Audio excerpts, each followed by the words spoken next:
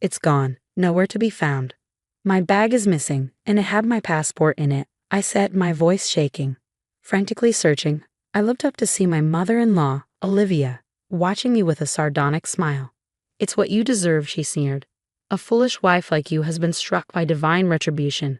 We're heading back to America first. This is goodbye for you. With that, she burst into loud laughter. I realized then that entrusting my bag to Olivia was a mistake.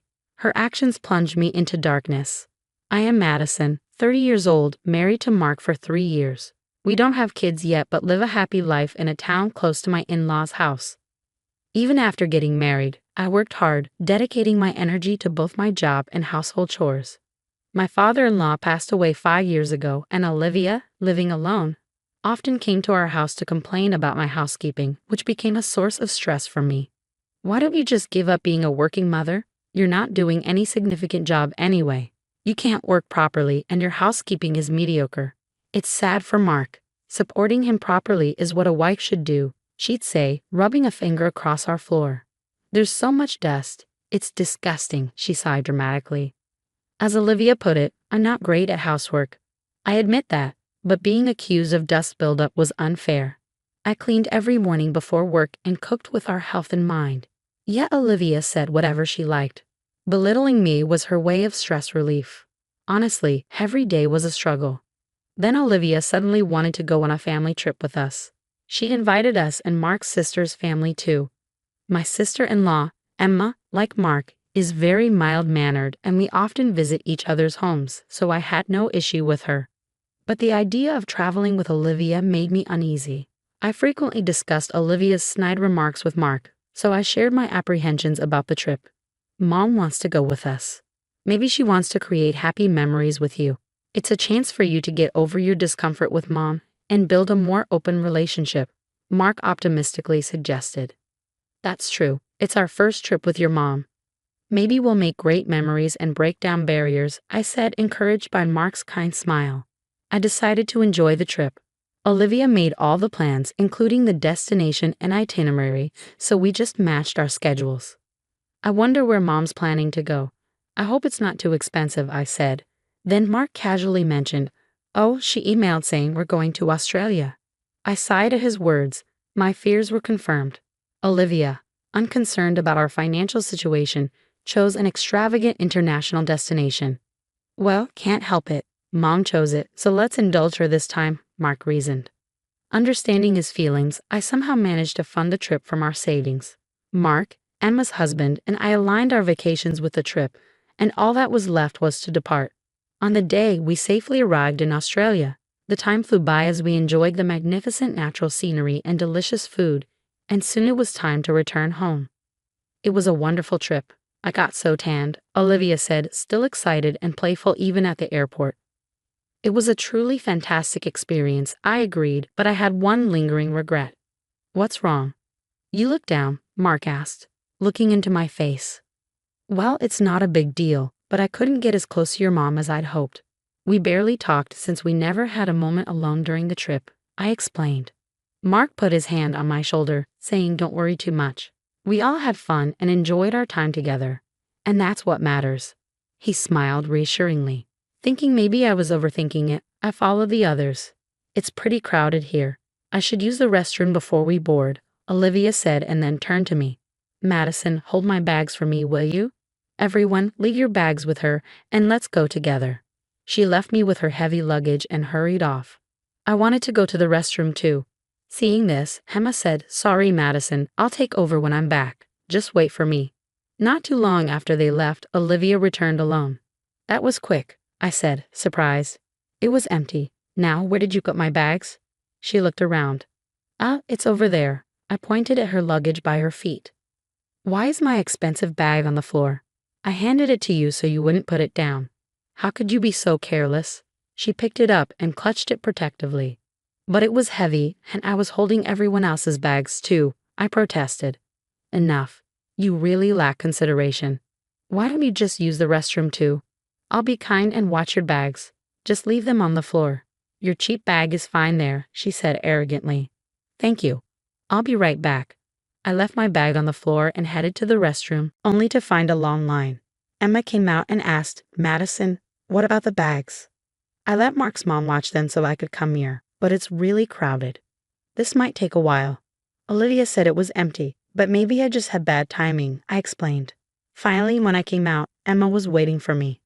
I didn't want to get lost, so I thought I'd go back with you, she said. I'm directionally challenged, so I was grateful Emma waited. When we got back, Olivia was standing alone, and the men seemed to be elsewhere. Thanks for watching the bags, I said, looking where I left mine. But that's strange. My bag was nowhere to be seen. I'm sure I left it here. I checked all the bags, but only mine was missing. My bag's gone, but you were here the whole time, right, mother-in-law? Your bag? I don't know. Maybe it was never here, Olivia replied, her tone dismissive. No, I definitely left it here, right in front of you, I insisted. Olivia snorted. I didn't see anything. Don't blame me. I was sure I left it there because Olivia told me to.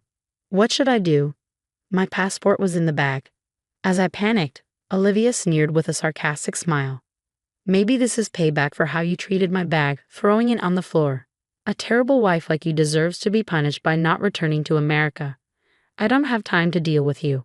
You're on your own. We're leaving without you, she laughed mockingly.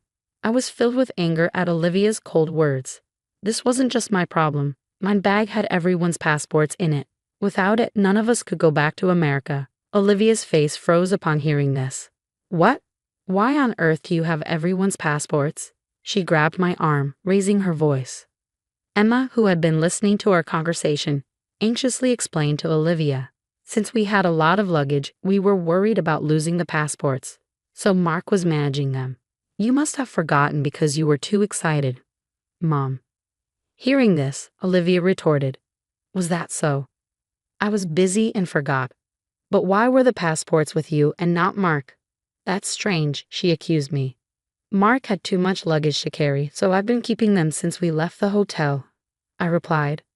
Olivia, with veins throbbing on her temples, said, Why didn't you say something so important? I had no idea your bag had everyone's passports. I would have kept an eye on it if I knew. I couldn't believe her words. What do you mean? You took your eyes off my bag. Earlier you said you didn't know about it. So was my bag stolen? Emma, looking pale, confronted Olivia. Mom, explain what happened. Was Madison's bag really stolen? Olivia snorted. How would I know if it was stolen? It was just gone when I noticed. Olivia stood there, arms crossed, unapologetically. I can't believe it. That's so irresponsible. Then Mark and the others returned, noticing our troubled expressions. What's wrong? Any trouble? He asked, concerned. After I explained everything, Mark sighed, looking at Olivia. This is urgent. We need to search for the bag right away. Mark and I exchanged a look of agreement. I definitely left it here, Olivia. You told me to put it there, remember? I pointed to the corner where all our luggage was placed.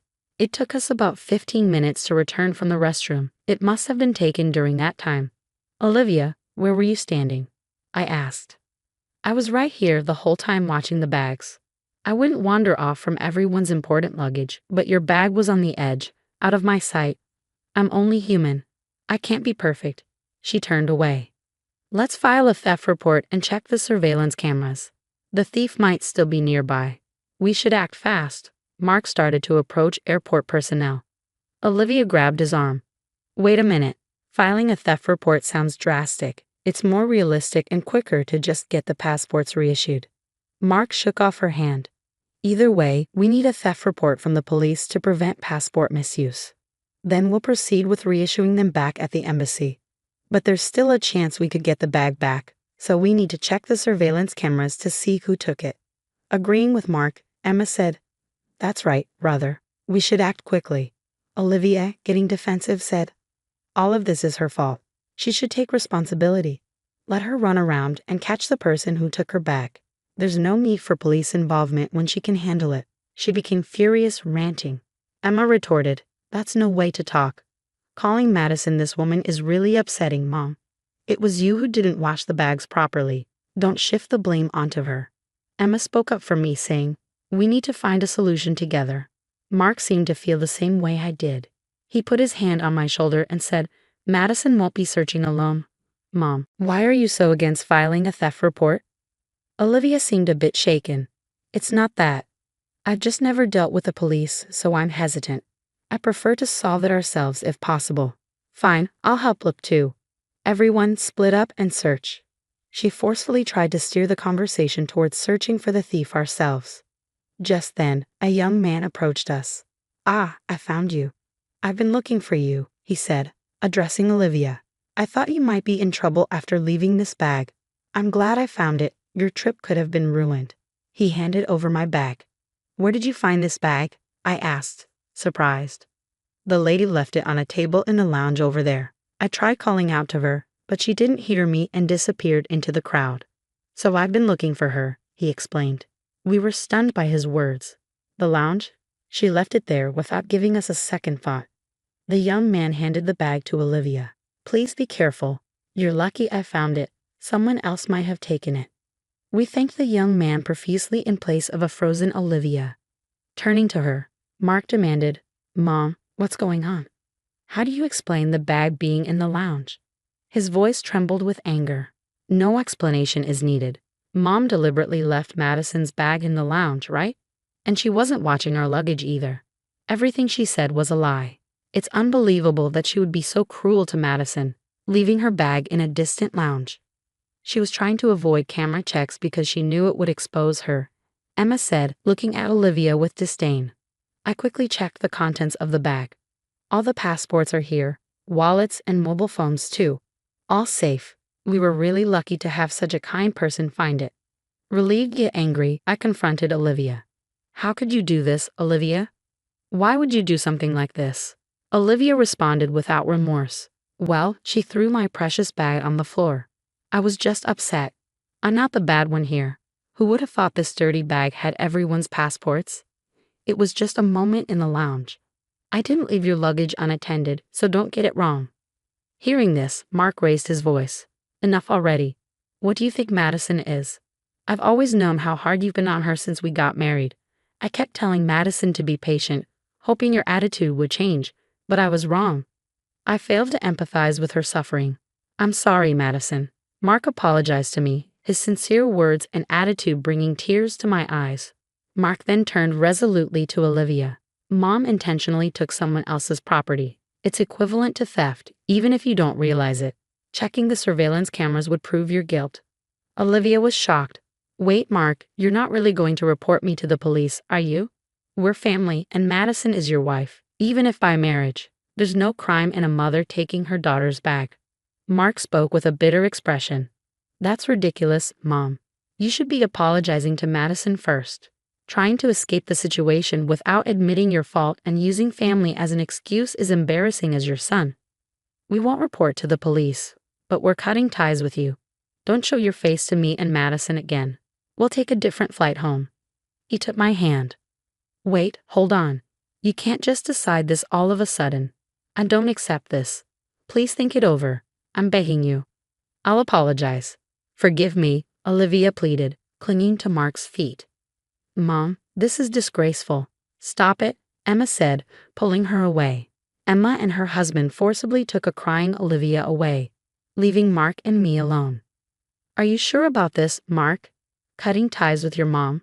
I asked, concerned. This is for the best. You're the most important person to me. I'm sorry for not protecting you until now, he said, smiling and embracing me. We managed to get on a different flight home, returning to our normal life, but without Olivia. Emma also decided to keep her distance from Olivia. We moved far away from the in-laws' house, completely cutting off contact with Olivia. Likely Olivia is living alone, shunned by Emma too. Half a year after the Australia trip, I found out I was pregnant, but Olivia will never know or meet this child. In this peaceful town without Olivia, we'll walk towards our future. My only wish is for me, Mark, and our baby to live happily.